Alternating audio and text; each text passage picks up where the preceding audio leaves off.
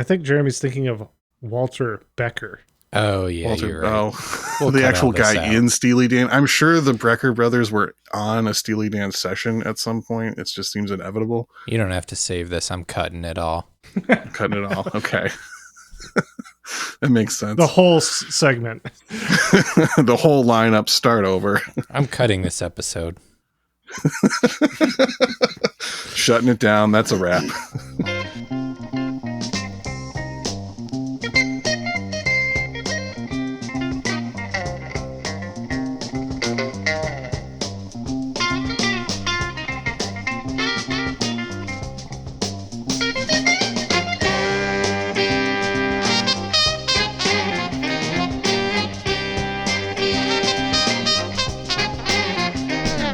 Welcome to I'd Buy That for $1, a podcast about inexpensive, common, and underappreciated records that are waiting to be rediscovered.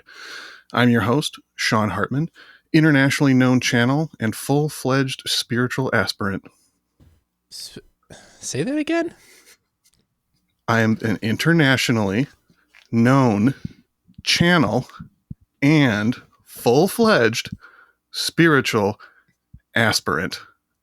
You're an aspirant and a channel? I would think you'd have to be like good at being a channel, and then you're not an aspirant anymore. Well, listen, I just want you to remember that the ascension process requires letting go of those things that have kept you in the stifling, restrictive reality of the third and fourth dimensions.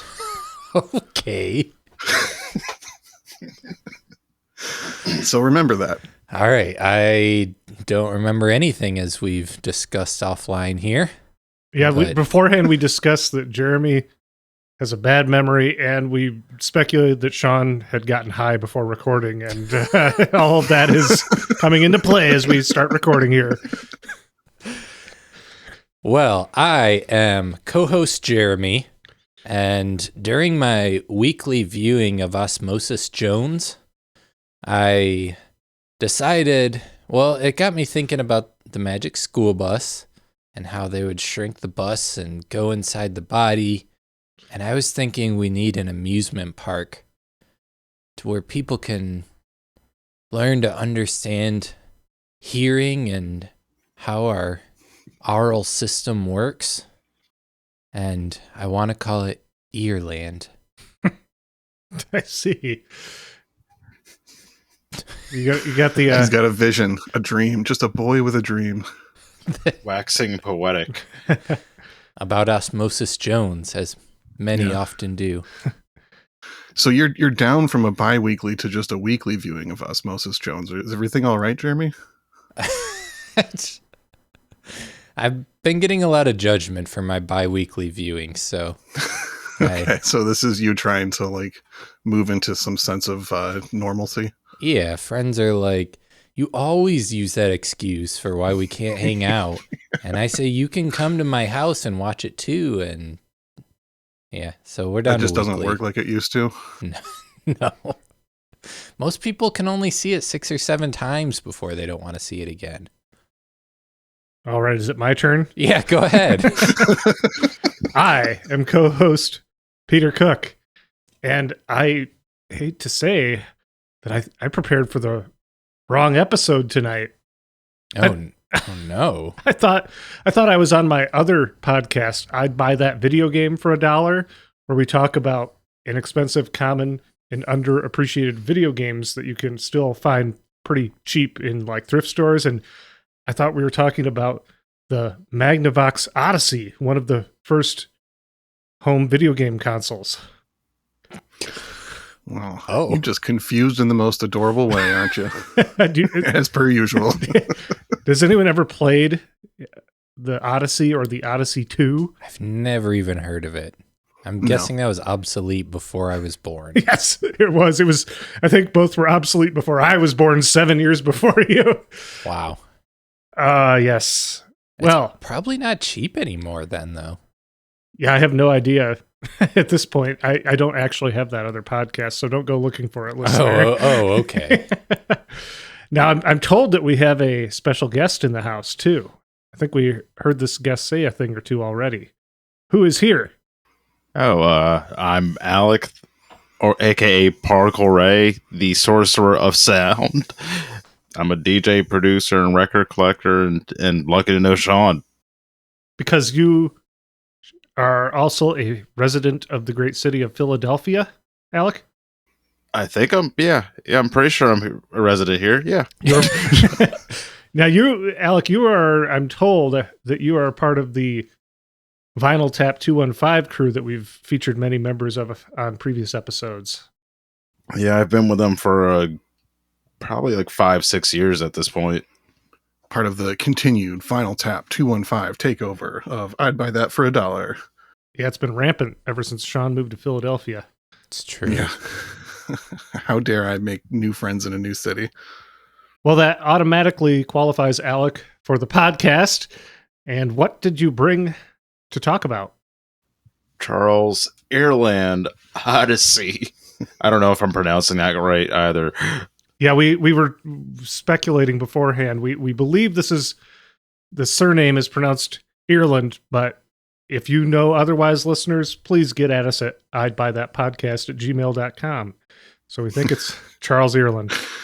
And I know, for first-time listeners, maybe it doesn't bode well that we're not even sure how to pronounce the name of the person we're supposedly going to talk about for the rest of this episode, but we've done our research as best we can, okay? Just bear with us. It's going to be great. We're going to listen to some songs.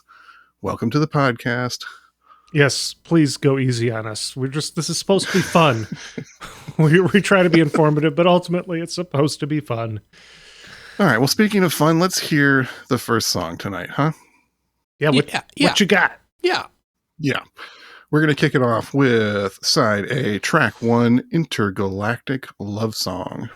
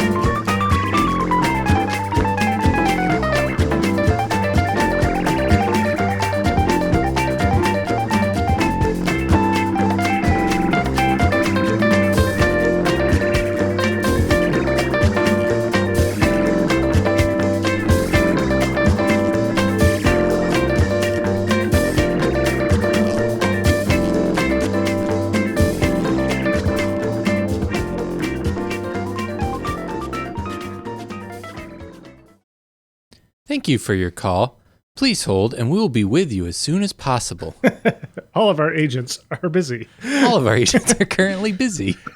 Now, that's not a criticism. We're listening, for our listeners, Jeremy and I are listening to this album played through the Zencaster that hosts, that connects us to Sean and Alec in Philadelphia, and hearing it come over the line, hearing Intergalactic Love Song come over the line, it had that quality to it.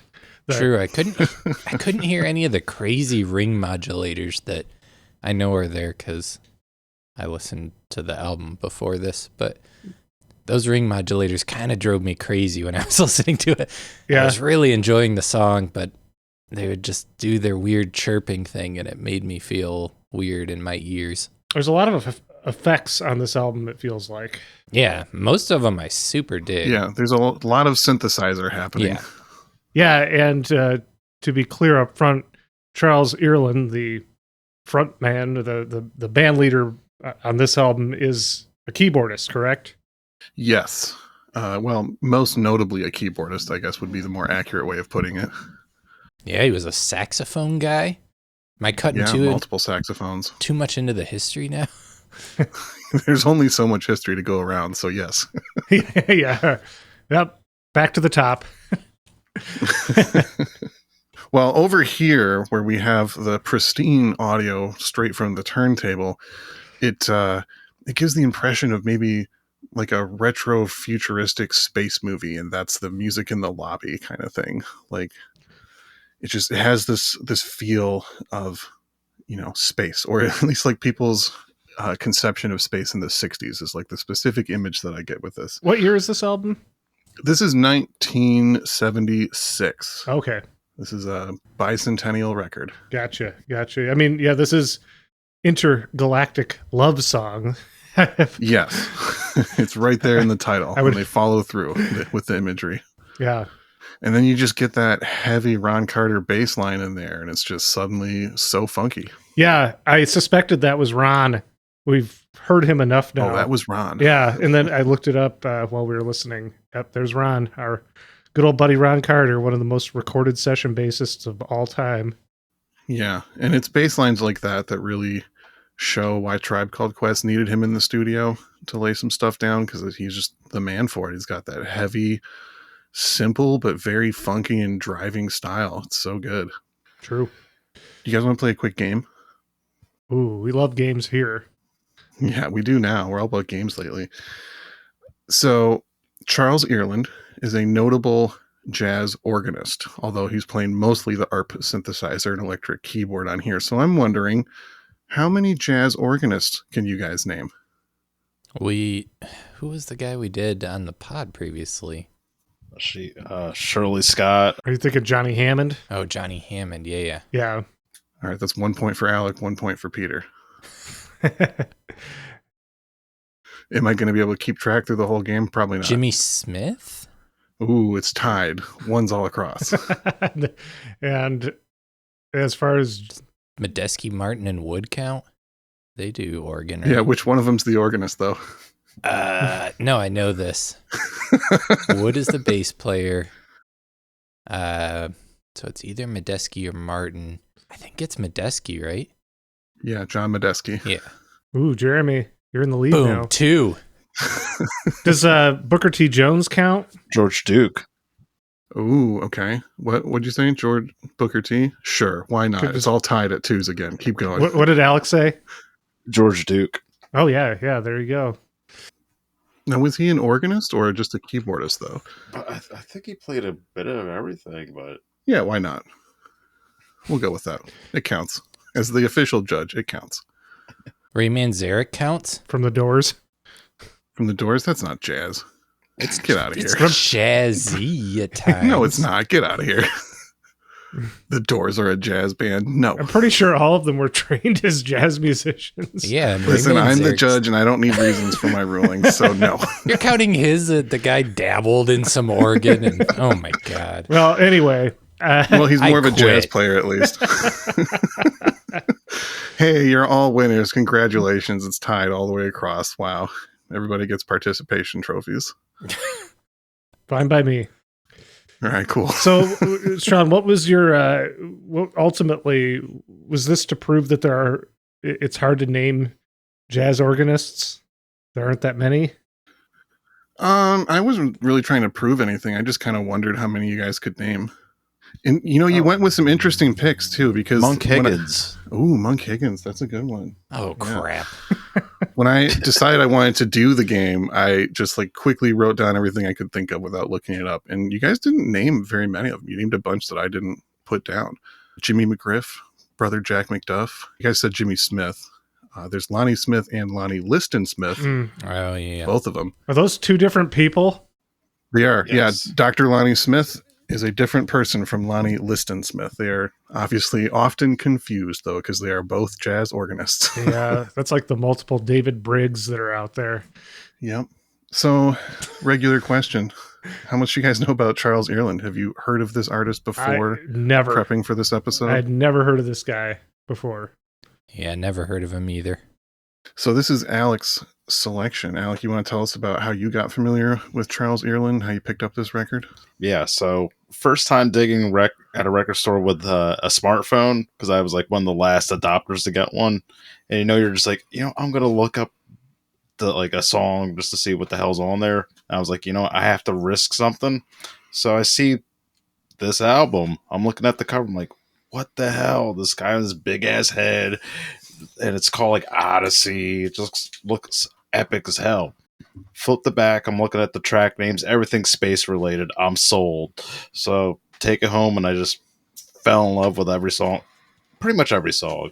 There's like a couple, like one at the end that's a little, but I love the ride of it. I fell in love with the keyboard playing, which was what his strength is. Like, I love the weird percussiveness. I love the inflections that he has. It's like he has a very signature playing style, but he finds ways to adapt it in each song where it isn't like overbearing. So like I really took to it. Are you a fan of saxophone players, jazz sax guys? Yeah, kind of. I think keyboard the most, just because that's the thing I can half-assedly play when I'm making music at home. Like, I don't just go pick up a sax and blow some notes and piss off some neighbors. That's what Sean does. Occasionally. But yeah, I think I just tend to go more towards key players, just because that's how I input a lot of things for music. So That makes sense. I was just curious because at times when I was listening, I thought he kind of played like it sounded a little saxophone-like in the way he would do his melodies. And then I read up on him, and lo and behold, he played saxophone. So Yeah. it's like, oh, that makes sense. Yeah. I feel like there's a ton of horn players too that started with piano and then moved over to playing a wind instrument. So it's interesting that he did the opposite direction. Yeah. well, it's like you train one way, you apply different things to other practices. So it's two different schools of thought that he's coming from. Mm-hmm. Yeah, but it kind of gives you this creative approach to songwriting, which gives him a little bit of a leg up on the competition, which I guess the one thing I do want to say about organ jazz, even though this is not really a organ jazz record, is it was a genre that was much more popular than people really realize nowadays. There was like a few year period there in the mid 60s to like the very early 70s where some of the organists were like the highest grossing jazz artist of the day. And that was the kind of thing, like if you were maybe a mild jazz fan, like you like jazz, but you didn't really want the heady, weird stuff, you were probably an organ jazz fan. You know, if you like to party at least. Yeah, it's definitely got a party vibe to it. This, For sure. This is like an intergalactic space party, but still. Yeah, it's a kind of party. And I will say, though, for his more organ-centered records before this, for me, organ is an instrument that I love, but it can be so cheesy. And he has such a great touch on it. It makes it sound interesting and cool. He also has a great touch on the ARP synthesizer, which he's doing a lot more of on this record. Yeah, I did read one interview with him, and he said something specifically about his touch that I thought was cool. He said he plays the keyboard like a typewriter. He's very like staccato. He like just stabs the notes and then he's off it. Unlike if you listen to much organ jazz, they like really hold those notes out and kind of let them like breathe. And he doesn't play that way. He's very stabby, percussive kind of thing. But, yeah, I liked envisioning it like he's typing on a typewriter. Yeah, I almost with organ, I almost think of that sense of like it being used in classical music, like Bach, these long held out chords and stuff. And yeah, it's nothing like that. You said it's very fluttery playing. I like a lot of the runs that he does. Yeah. Did you guys happen to catch what his official nickname was? The Ear. Close. No, he was known as the Mighty Burner. Oh, pretty sick nickname as far as those go. I saw that somewhere. And I didn't realize that was his nickname. Yeah. Isn't that what they call you in Philly, Sean? Yeah, that's exactly what they call me. Well, before we play one more song, I wanted to say that for me, Charles Earland is a guy I've been into for a while, and actually someone I've been planning to do on the podcast for a couple of years. I've ordered a handful of his different records and picked them up in dollar bins, and was just kind of struggling to pick one because he's got so many good records. And I was focusing a lot more on his more soul jazz prestige records kind of stuff from the early 70s. But I also have been talking to Allec for a while now about coming on the podcast, and he's been thinking long and hard about which record he wanted to do. And he came to me with this Charles Earland, which I owned like 6 other records by him. I didn't have this one yet. I was like, all right, well, someone made the choice for me. Let's go. And this record is awesome. I just picked up my own copy like a week ago, and I'm so into it. It's got all the elements from his previous jazz stuff with this cool cosmic synthesizer sound to it, and heavy bass lines, excellent playing. The list of players on here, crazy, of course. I'm sure we'll get to that. We will get to it. But I'm hyped on this record. Brilliant player, great career, and just doesn't get talked about enough. Like, we'll get into that more as we go, but give him his proper, give him his flowers. That's what we're here to do. That's what we do. Okay, next track, we're going to hear From My Heart to Yours, looking at side B, track 1.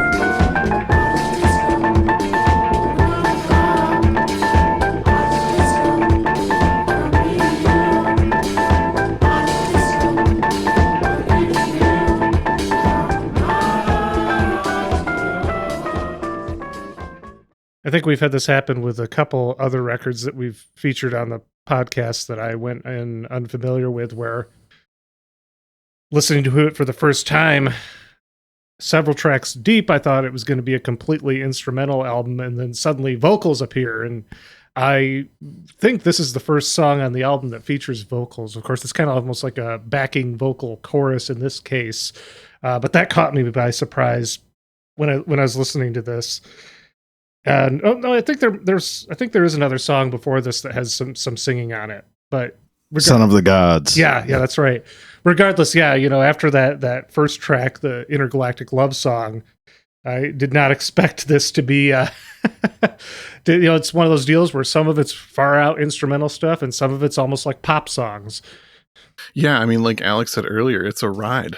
It's not just one sound all the way through. The whole album is like a really fun trip. There's a good variety of stuff that still fits together in a whole album context. Yeah. Yeah, another thing with that track there, From My Heart to Yours, the lead guitar work played by Jack Turner, it's another case where the whatever effect was on that guitar, I don't know if it's like an envelope or a filter, but it almost made it sound slightly out of tune to me, or it was disorienting. Yeah, it was kind of like nasally in tone or something. Yeah. And not necessarily a bad thing. It makes it kind of stand out and sound unique and interesting. Yeah, it was an interesting effect for sure. It's like similar to other guitar effects that you kind of normally hear, but like a different variation on it. And Jack Turner is a guy that didn't really play with a ton of other people. He was a regular guitarist for Charles Earland, though. He's on a bunch of his records. So, yeah. And he's the only person on this album to write a song aside from Charles. Charles wrote every song except Fire, which is the next one we'll be playing that Jack Turner wrote. Yeah, I saw somewhere that apparently Jack Turner wrote that. Well, you know what? We'll get to that when we get there. we can just foreshadowing. Yeah, there you go.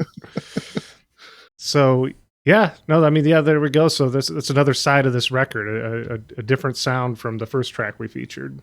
Yeah, a little bit of a disco influence going on, leaning into that jazz R&B crossover in the mid-70s, something we've talked about many times on the show now. Something that we've all grown to love. Yeah. Jeremy. Jazz funk. Yeah, Jeremy's smooth jazz. Yeah, I think Jeremy's come around to it more and more with time. That's right.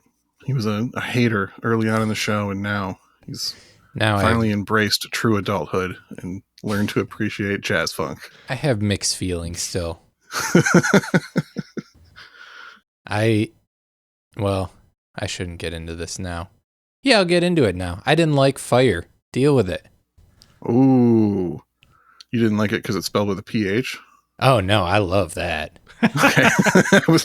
The spelling choice was on point. Yeah, I just didn't like the lyrics. I thought they were dumb and made me like it took me out of the song. Casting a what part of the lyrics? Give me the part that really bothered you. The fact that it's just like a cookie cutter lovey-dovey song. The other songs with lyrics I enjoyed because, like in that one, they kind of sit in the background. They're kind of anthemic chanting. The one we just listened to. Yeah. And I think there's only like one other song with lyrics other than Fire that they're kind of trippy, little spacey, and that I can deal with. But yeah, Fire had these like generic lovey-dovey lyrics that I was like, ugh. Well, we'll talk about that when we come around to that again, because I'll tell you what it's about. Okay. But in the meantime, Sean, I'm guessing you found some information on Charles Earland. Yeah, I'm going to tell you about it right now. Charles Earland was born in Philadelphia on May 24th, 1941. As we've mentioned several times now, his first instrument was the saxophone. He learned to play his father's alto sax, and then when he went to high school, he switched to the baritone. He played in a high school band with a couple fairly notable musicians, Pat Martino and Lou Tabakin, who went on to have prolific session careers as Philly jazz and session players, and then also a guy named Frankie Avalon, who kind of forgotten at this point, but back in the day, he was a big like teen idol pop singer. Oh yeah. After high school, Charles went on to study music at Temple University here in Philly and played for the Temple University Jazz Band. And I'm assuming got noticed through that association because as soon as college was done, he got hired to play tenor saxophone with the great Jimmy McGriff, one of the notable jazz organ players.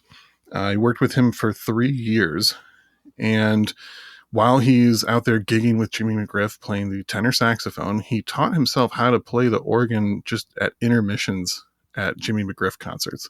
You just sit down and learn how to play. Got to do it when you can do it. Yeah, whatever works. I'm assuming he had touched a piano before that. It's not like he's just going in blind like, oh, what's this do? But still, pretty cool. So after he left Jimmy McGriff's band after 3 years, he permanently switched to the keyboards, specifically the Hammond B3 organ at the time. And this is when he earned the nickname the Mighty Burner. Because from what I understand, burner is typically a term used to refer to organ players at the time, like a compliment, the guy's burning. After leaving Jimmy McGriff's band, he joined Lou Donaldson's band. Lou was a soul jazz saxophone player who recorded some very notable records for Blue Note. Played with Lou for about 2 years and then was signed as a band leader to Prestige Records. And his first solo album as a band leader is a record called Black Talk that came out in 1970.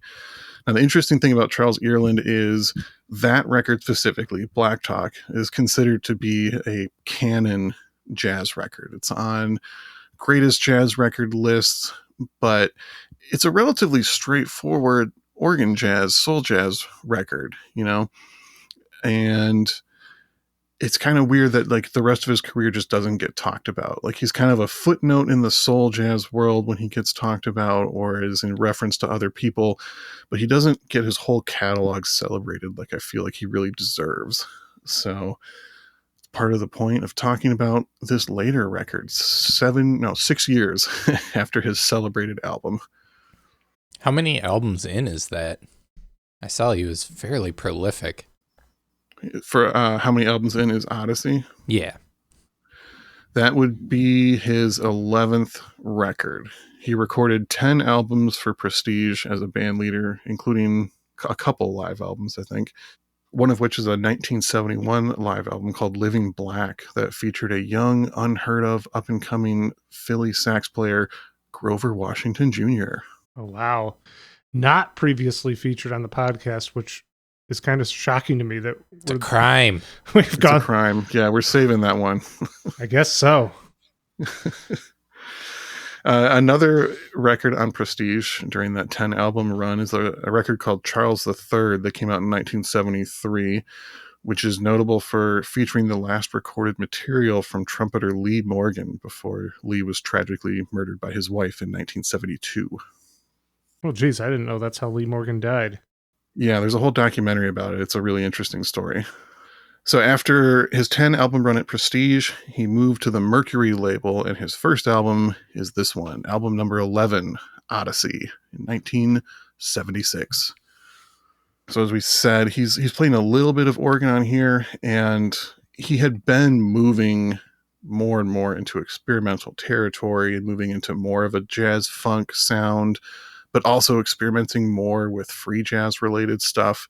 Similar to, you guys remember how like Norman Connors had those free jazz elements even while he was doing all the smooth R&B stuff. I think there's a lot of comparisons between Charles Earland and Norman Connors in their career trajectories. Yeah, going back to, that was one of the things that I thought of when listening to this was our Norman Connors episode and listening to that album, which was You Are My Starship. Was that the album? Yeah. Yeah, that's the it just that vibe of like not really knowing what it's going to be going in from track to track, kind of being surprised by the left turn and the right turn, just going every which direction, which makes it a journey. It keeps it interesting. Yeah, agreed. There's some similar turns with this, and also when we get into the lineup after the next song, you'll see how much of a free jazz influence is really happening here too.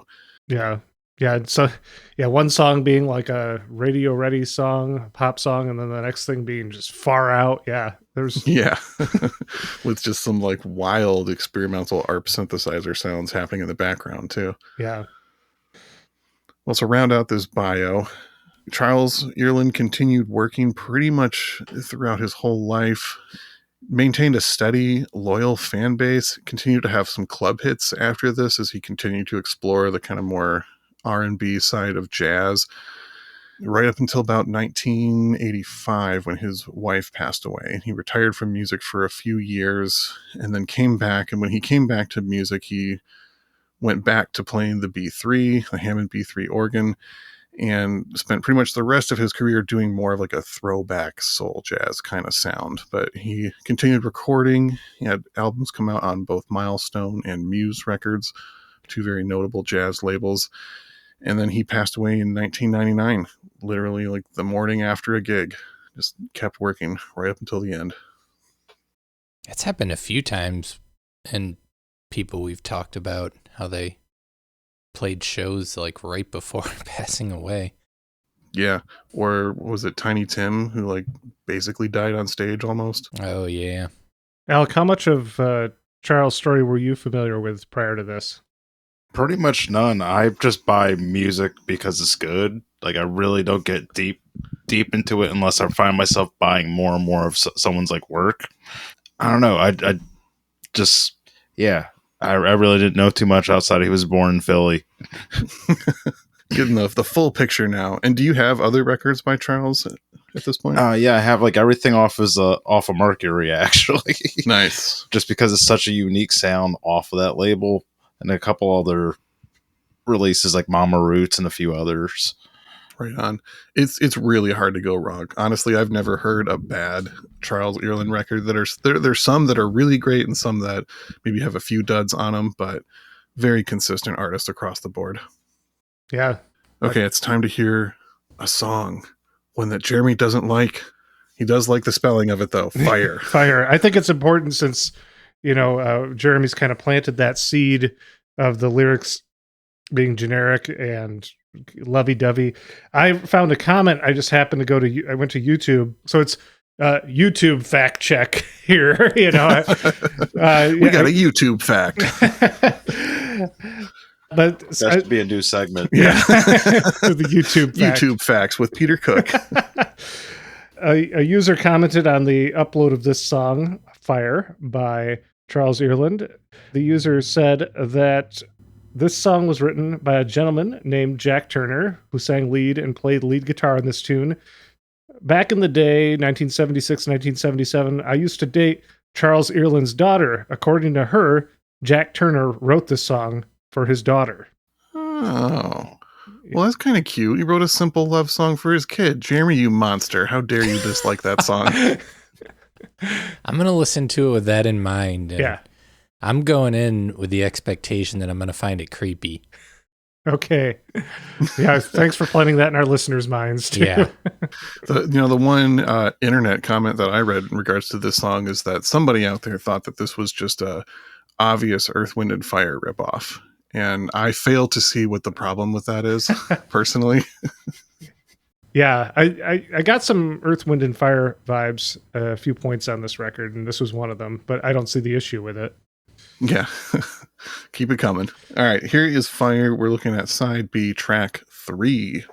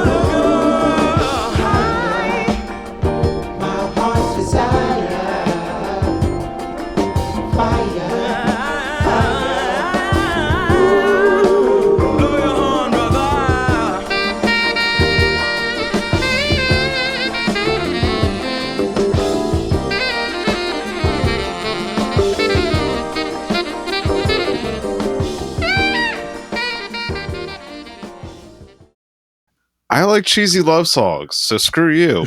And On the Earth, Wind, and Fire reference, I'm not an Earth, Wind, and Fire fan. I think they're a little too clean, like studio clean for me. So like anything with a little rougher edge that seemed like humans played it, I'm down for. So that's why Fire really hits for me. So you find Earth, Wind, and Fire too good at their instruments to be believable. No, too sterile in their recordings. Okay. In the recordings. I mean, I always thought the Phoenix horns, their horn section in Earth, Wind, and Fire sounded like robotic almost. And, so I could see someone feeling that way about the recordings. How about live? Earth, Wind, and Fire. We're getting off track here, but we have a previous episode where we Sean heavily defended his point that they're the greatest band of all time. So I'm just curious how you feel about them as a live band, if you've checked that out. I think I remember seeing some later footage of them play. I'm like, they're a band, they could play. I can't take that away from them. It's just recorded wise, it's lose a little life because it's a little sterile. I like a little funkier, a little grittier in the studio.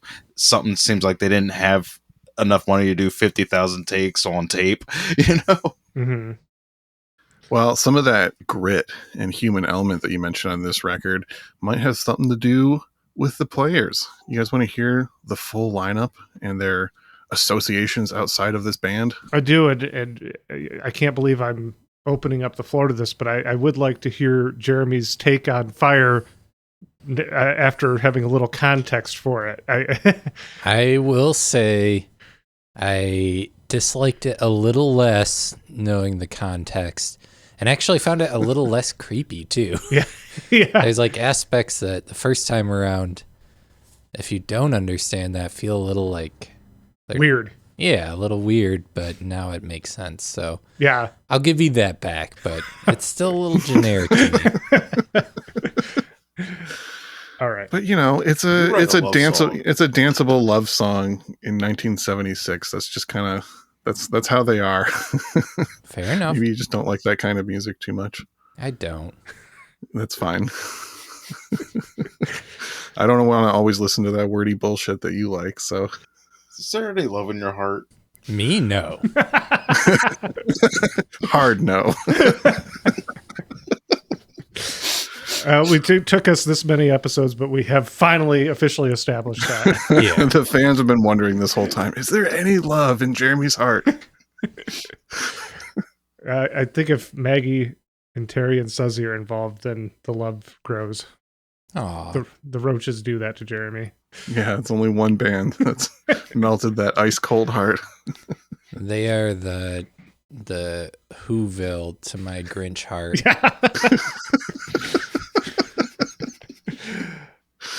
A perfect segue back to the players. All right, so the lineup on this record, we got Ron Carter on the bass.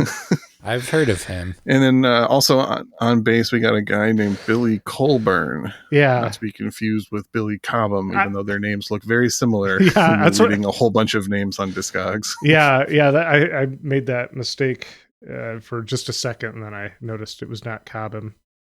Yeah. It's a guy I really couldn't find anything about. He plays on this record and one other record, and that's it. So not a very extensive career, at least according to Discogs. But on the drums, we got two pretty great players who I didn't recognize by name, but when I looked at their discography, recognized a lot of that. You got Abe Speller on drums, who played with Sonny Chirac. And you also have Howard King on drums, who played in Gary Bart's Into You, as well as a lot of other records. Well, it makes sense that it was Abe Speller, the first player you mentioned. Yes. It makes sense that he would be well-versed in playing some far-out stuff if he played with Sonny. Exactly. And it keeps going from there, too. Moving on to percussion, you have Lawrence Killian, who played with Pharoah Sanders and Lonnie Liston Smith. And then also on percussion, you have Jose Cheo Santos, who played with Sonny Chirac. Mm-hmm. A lot of free jazz association going on here. So like I said, that grittiness starts to make a lot of sense when you look at where these guys are all coming from. What's informing these sounds. Jack Turner on guitar, who we've mentioned. Was a long-time Charles Earland associate who did a few other things, but not a whole lot. On a few tracks, you have the absolute legend, John Abercrombie. Are you guys familiar with that name by chance? Yeah, but I can't place it. He's a guitar guy, right? Yes, jazz guitarist, did a lot of stuff for ECM, was a notable session player before that, and just passed away in 2017, I believe. But one thing I want to note, he is the session player on a very expensive, legendary Holy Grail record called The Stark Reality. That's the name of the band. And the record is called Discovers Hoagie Carmichael's Music Shop. So for anyone out there not familiar with that record, check it out. One of the same guitarists as this album. Also on guitar, you have a guy named Robert Lowe, who was a Detroit guy who played with Lonnie Liston Smith and also the Lyman Woodard organization, which is a very notable Detroit jazz group with some extremely expensive records. And then you have a few special guest appearances from some pretty famous players at this point. You have the great Norman Connors playing drums on one track. You have session man Randy Brecker playing electric trumpet on one track, and you also have Michael Urbaniak playing violin on one or two songs on here. Okay, well, that's pretty much the whole lineup, aside from a few other players that I won't mention, just because they're like minor players that don't have a lot of information on them. I thought it said it like it was for personal reasons. Yeah. Every backup singer on this record killed my whole family. Jesus. Well, you know what time it is, Sean. I have a few thoughts, but I'm going to wait for you to tell me. It's time for Sean's recommended similar albums, SRSL for short. Sean's recommended. Yeah. As it's known. Wait. YL. Albums. SRSA. Yes. Sursa time. Yes, it's that time again. I have a special edition of this one. It's an extra long list. You guys ready? Yes. Ooh, Peter loves long lists. Yeah. Buckle up. We got a list I'm coming. strapped in. Okay, recommended similar albums by other artists. I have 3 records that also came out in 1976 that I think share some similarities and are worth checking out. First up, Grover Washington Jr., A Secret Place. If you want to go in a little more of the smooth jazz direction, that would be a great record to pick up. Another cheap one, as we've said, Grover Washington Jr., absolute legend. Got to do an episode eventually. It will happen. Second one, Aquarian Dream, a band that we mentioned, I think, a couple times on the Norman Connors episode, recommending their self-titled record, again, from 1976. Really cool jazz, funk, R&B crossover, fusion, I guess you could call it, but awesome band. Records are fairly cheap. Definitely worth picking up. Third suggestion, Caldera, their self-titled album from 1976. There's some notable hip-hop samples on there. It's a similar kind of fusion of different genres and has a Earth, Wind & Fire association as well. And pretty easy to find in the dollar bin.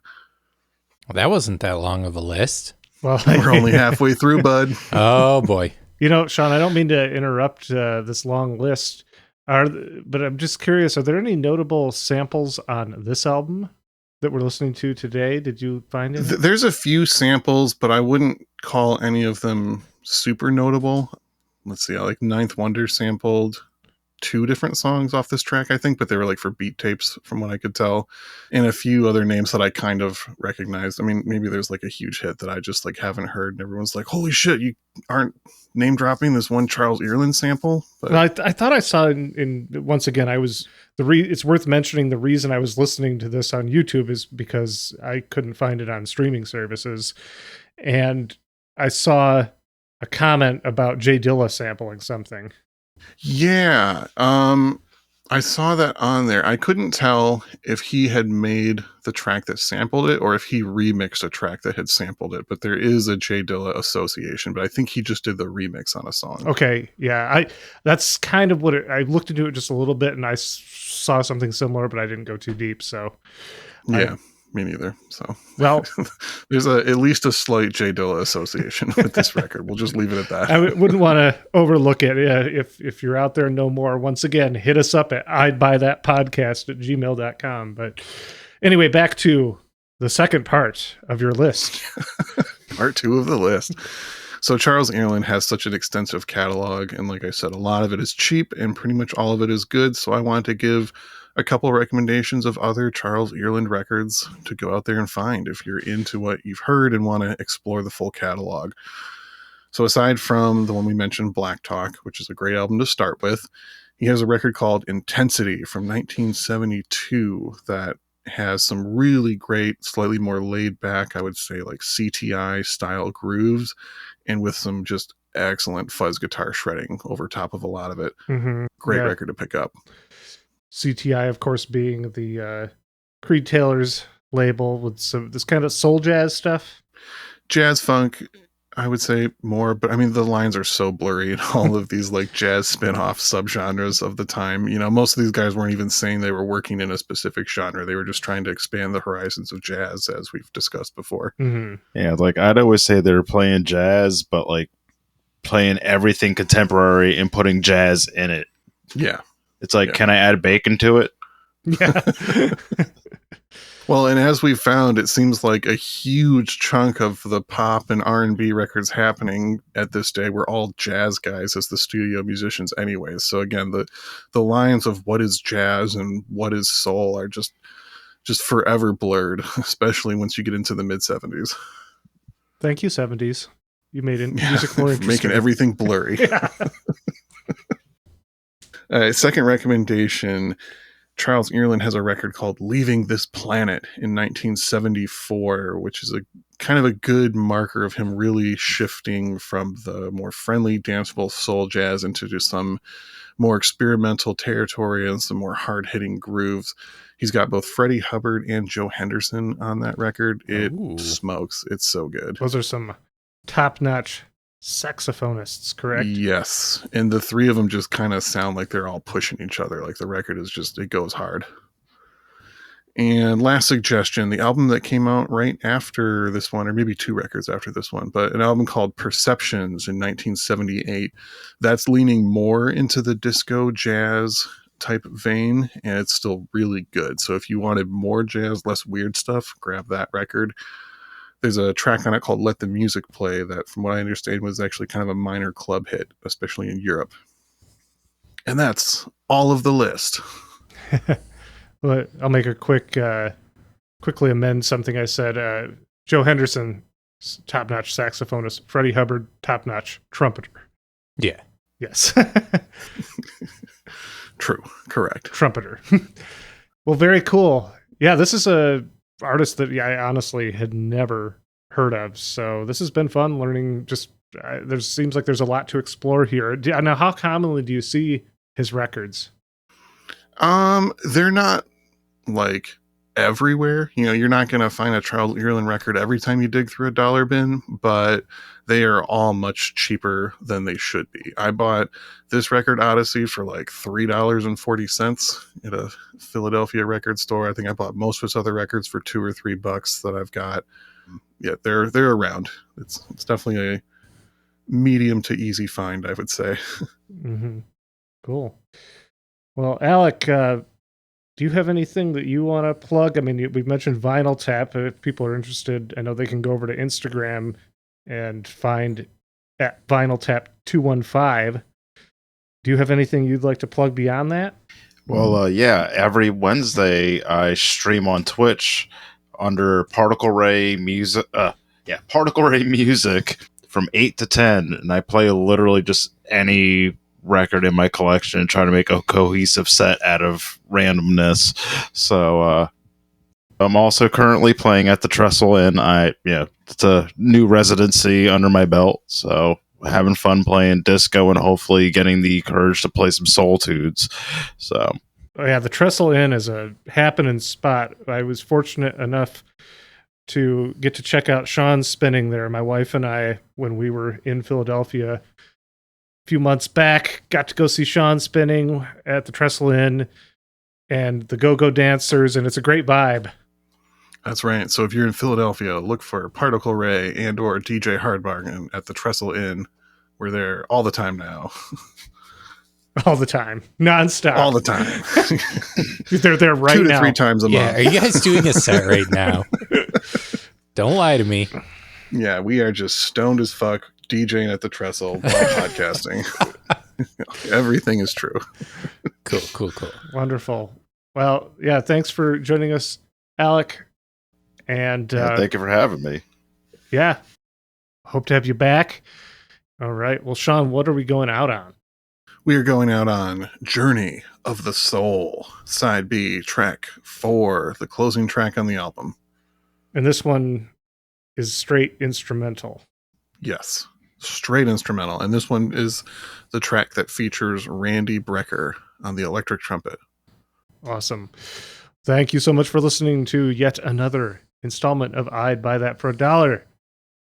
This is Peter Cook. Goodbye. This is Jeremy Ruggles. Goodbye. And I'm Sean Hartman. Goodbye. This is Alec. Goodbye.